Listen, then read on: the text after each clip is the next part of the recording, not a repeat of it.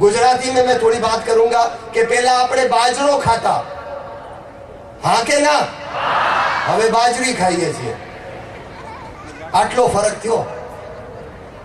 पहले बाजरा खाते थे, अब बाजरी खाते हैं। और ये देसी बीज का कौभांड आपको पता भी नहीं है शायद। मोनसैंडो एक कंपनी है, वो अब भारत में तो पहले अंग्रेज राज करते थे, अब मल्टीनेशनल कंपनियों के द्वारा राज करना चाहते हैं। अब मोनसैंडो कंपनी जो है वो ऐसे बीज निकाल रही है कि जिसको लगाने से अगर पौधा आता है तो उसमें वापस बीज नहीं आएंगे। तो हमारे यहाँ पर क्या नियम होता था, कोई किसान अगर बीज बोता था तो उससे जो फसल आती थी तो उसका 10% जो है वो बीज बचा के रखता था, 90% उपयोग में लाता था व्यवहार में, और 10% अगले साल बोने के लिए उसके बीज निकाल देता था। अब ये मोनसैंडो कंपनी ने क्या किया, भारत को अपंग करने के लिए, अपाहिज करने के लिए कुछ ऐसे बीजों का उन्होंने निर्माण किया कि उसको बोने के बाद पौधा तो आएगा लेकिन उसमें बीज नहीं आएगा। तब जब भारत के बीज खत्म हो जाएंगे आपको भीख मांगनी पड़ेगी उस कंपनी के पास कि मुझे बीज दो, और वो कीमत जो भी लगाएंगे आपको देना पड़ेगा। तो हमारे कुछ ऐसे पॉलिटिशियन स्वार्थी अपने जेब को बढ़ाने के लिए उस मोनसैंडो कंपनी जो एक रुई कपास का बीज लेकर आई थी उस पर प्रतिबंध लग गया था, बैन लग गया था। अभी वापस वो जब आए उस मोनसैंडो कंपनी को फिर से खोलकर खुला धंधा चल रहा है उस बियारण को लाने का। अपने देसी बीज को बचाना हम भूल गए।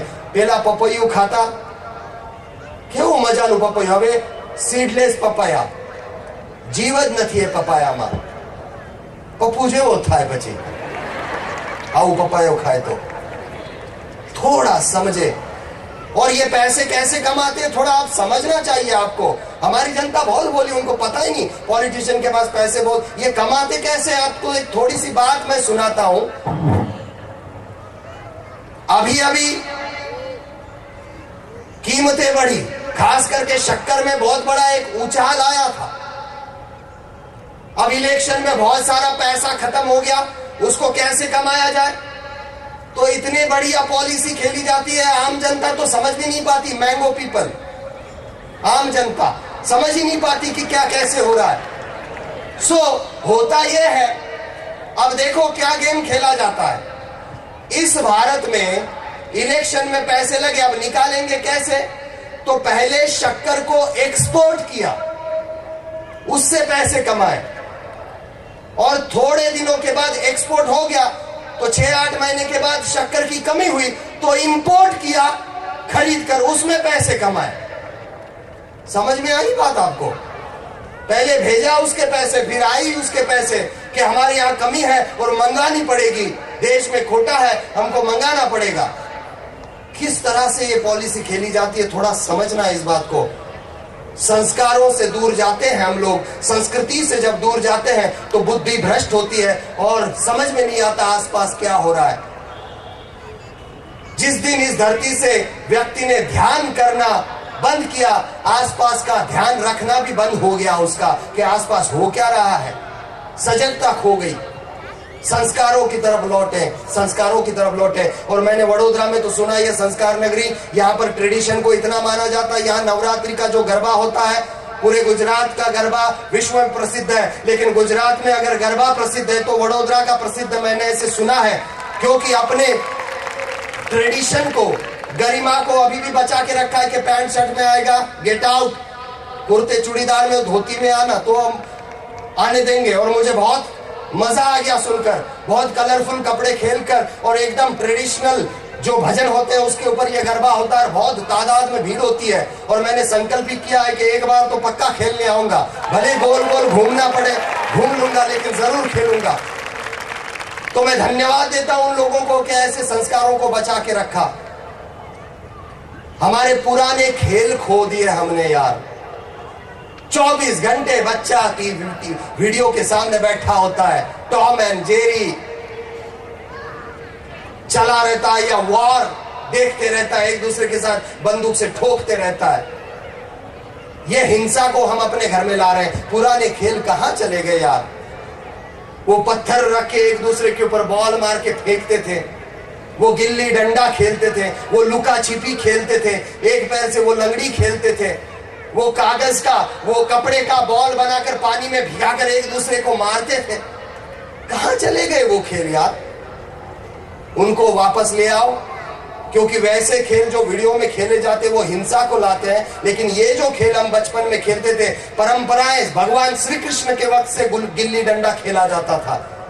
मैंने यहाँ के लोगों को कहा कि देखो, आप संस्कार नगरी माना जाते हैं, जिस तरह से पुराने संस्कारों को बचा के रखा है, एक दिन आप ऐसा कोई कीजिए कि पुराने हमारे जो खेल है उसकी कंपटीशन रखो। ददुड़ी फदुड़ी नहीं कंपटीशन, टंगड़ी नहीं कंपटीशन, अने बॉल मारवानी फेंकवानी कंपटीशन, वो एक थोड़ा थोड़ा ऊंचा होकर एक दूसरे के ऊपर से कूदने वाली कंपटीशन। पूरा देश, आपको मैं कहता हूं, मीडिया तक आ जाएगी उसको दिखाने के लिए विश्व में। पुराने खेलों को वापस ले आओ, संस्कारों को जीवंत होने दो। और आज ऐसे ही एक संस्कार का जन्म यहां इस धरती पर डाला गया।